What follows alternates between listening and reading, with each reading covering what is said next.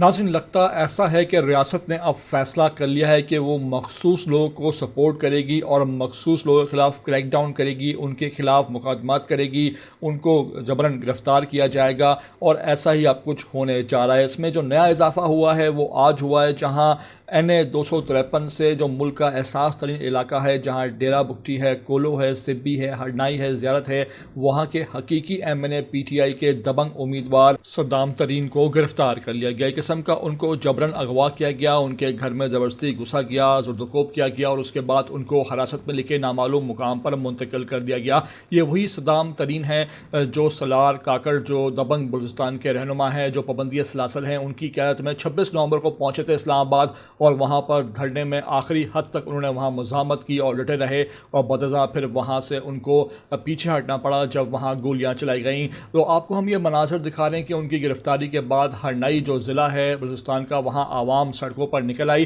PTI کے وہاں tiger supporter جو ہیں وہ بڑی تعداد میں سڑکوں پر آ کر شدید احتجاج ریکارڈ کرایا گیا، پارٹی پرچم ان کے ہاتھ میں تھے، عمران خان کے نعرے لگ رہے تھے، وہاں پر کئی مقامات پر شدید جلاؤ گھراؤ بھی دیکھا گیا، اور اطلاعات ایسی بھی ہیں کہ پورے ہرنائی ڈویژن میں، سبی ڈویژن میں وہاں مکمل شٹ ڈاؤن ہڑتال کا اعلان بھی کر دیا گیا ہے۔ تو یہ تمام تر مناظر سامنے آنے کے بعد ایک بات تو طے ہے کہ ریاست کے اور PTI کے جو معاملات ہیں وہ اب احتجاج کی طرف ہی جا رہے ہیں۔ یہ تو آنے والا وقت بتائے گا کہ یہ تمام تر معاملات کس کروٹ جو ہے وہ رخ کرتے ہیں، لیکن جو واضح پیغام جو آ رہا ہے ریاست کا کہ وہ یہ ہے کہ PTI اب احتجاج کی طرف جاتی دکھائی دے گی۔ آپ کو ہم یہ مکمل ویڈیو دکھا رہے ہیں، آپ سے ریکویسٹ ہے کہ آخر تک دیکھ لینا، نئے آئے ہو چینل پر تو لازمی اس کو آپ سبسکرائب کرو، لائک کرو، شیئر کرو، اور کمنٹ کر کے ہمیں اپنی قیمتی رائے سے لازمی آگاہ بھی کیا کرو۔